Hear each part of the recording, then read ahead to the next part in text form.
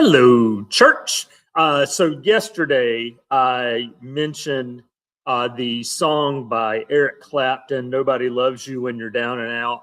Oddly enough, as I was looking back in the New Interpreter's Bible, Van Leeuwen doesn't quote that song, but he quotes the line as a cultural saying, "Nobody loves you when you're down and out."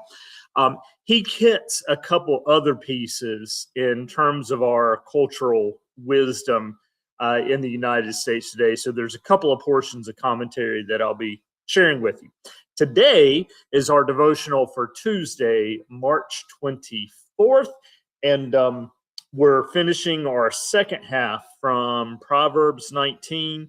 We'll finish up some of the reflection from Van Leeuwen and share some pieces with you from Eugene Peterson's The Message as well. We broke at verse 14, so we'll be continuing with verse 15 today. Laziness brings on deep sleep. An idle person will suffer hunger. Those who keep the commandment will live. Those who are heedless of their ways will die. Whoever is kind to the poor lends to the Lord and will be repaid in full. Discipline your children while there is hope. Do not set your heart on their destruction. A violent-tempered person will pay the penalty. If you effect a rescue, you will only have to do it again. Listen to advice and accept instruction that you may gain wisdom for the future. The human mind may devise many plans, but it is the purpose of the Lord that will be established. What is desirable in a person is loyalty, and it is better to be poor than a liar. The fear of the Lord is life indeed. Filled with it, one rests secure and suffers no harm. The lazy person buries a hand in the dish and will not even bring it back to the mouth. Strike a scoffer, and the simple will learn prudence. Reprove the intelligent, and they will gain knowledge. Those who do violence to their father and chase away their mother are children who cause shame and bring reproach. Cease straying, my child, from the words of knowledge, in order that you may hear instruction. A worthless witness mocks at justice, and the mouth of the wicked devours iniquity. Condemnation is ready for scoffers, and flogging for the backs of fools. Couple of notes before getting into some commentary. I've mentioned before those notes or those footnotes of the meaning of the Hebrew being uncertain. We hit one of those in the NRSV, and this might have caught your ears as a little bit of a rare thing. A violent-tempered person will pay the penalty. That's the first portion. If you effect a rescue, you will only have to do it again. And so that's what they said. They're not quite sure about that phrasing. When phrases are embedded enough in a previous culture, our understanding of them is not necessarily fully reflected. And you can hear what Peterson will do with that in a minute. The other one that really caught my ear was verse 24. The lazy person buries a hand in the dish and will not even bring it back to the mouth. Okie dokie. Have you ever yourself or had a child who's fallen asleep at the breakfast table or dinner table and get that, face down in the cereal or bowl or whatever? Yes, I'm clearly never had that happen to me or to my children. I certainly never sleepily poured apple juice into a bowl of Captain Crunch peanut butter cereal. Okay. Moving right along. Here's the two pieces of commentary. The first comes in conjunction with verse 17.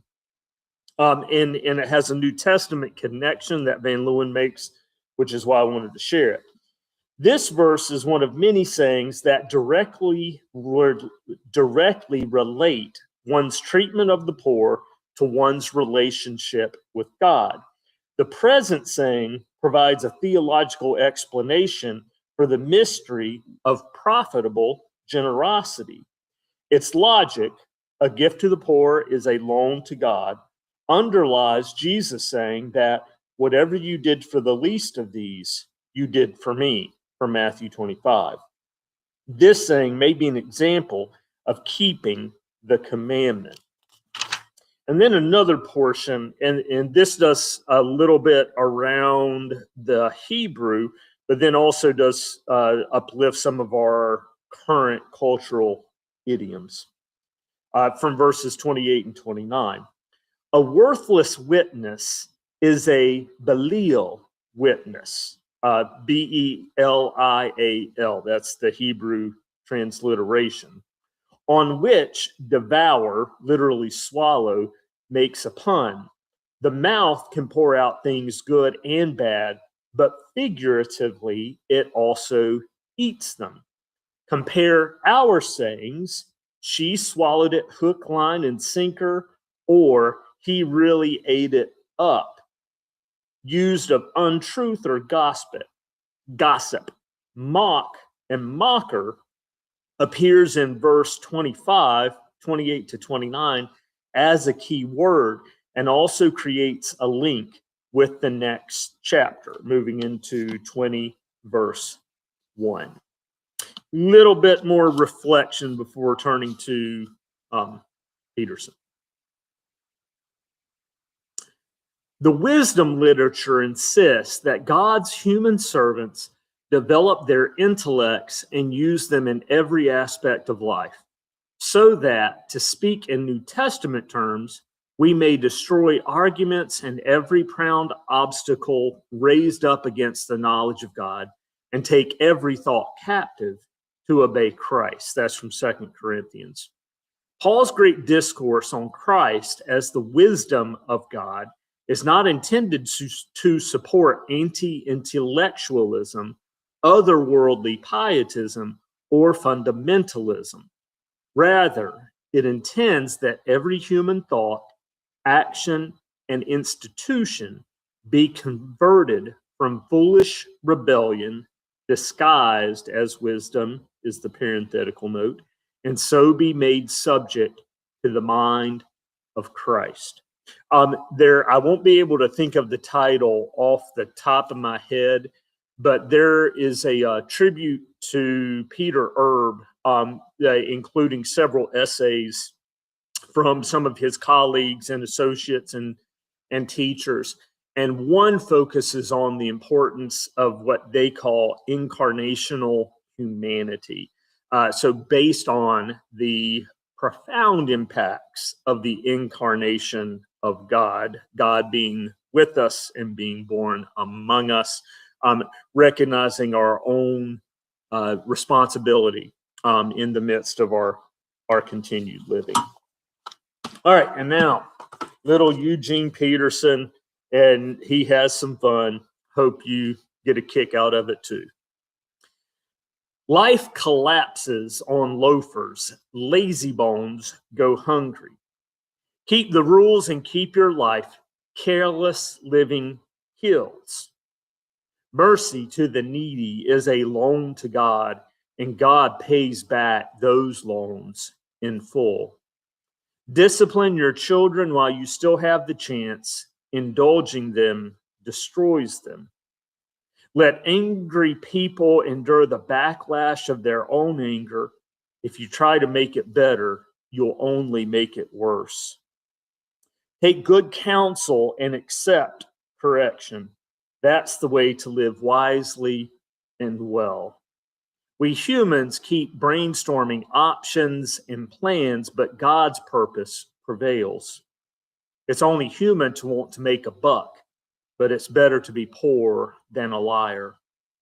Fear of God is life itself, a full life and serene, no nasty surprises.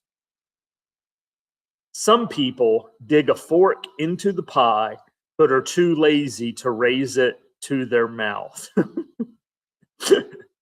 Punish the insolent, make an example of them. Who knows? Somebody might learn a good lesson. Kids who lash out against their parents are an embarrassment and disgrace. If you quit listening, dear child, and strike off on your own, you'll soon be out of your depth. An unprincipled witness desecrates justice. The mouths of the wicked spew malice. The irreverent have to learn reverence the hard way. Only a slap in the face brings fools to attention. Lord, save us from being fools. Little note, the complete sideline. The line, discipline your children while you still have the chance. Indulging them destroys them. I was at, I think it was this past synod, but heard a speaker who made this really challenging commentary that if what we are hoping for is that our children are going to be empathetic, compassionate people who strive to help others, that what we really need to do is not protect them all the time. And it's that difficult counterbalance, of what we are allowing our kids to experience so that they can come into adulthood versus those almost instinctive desires to try to protect.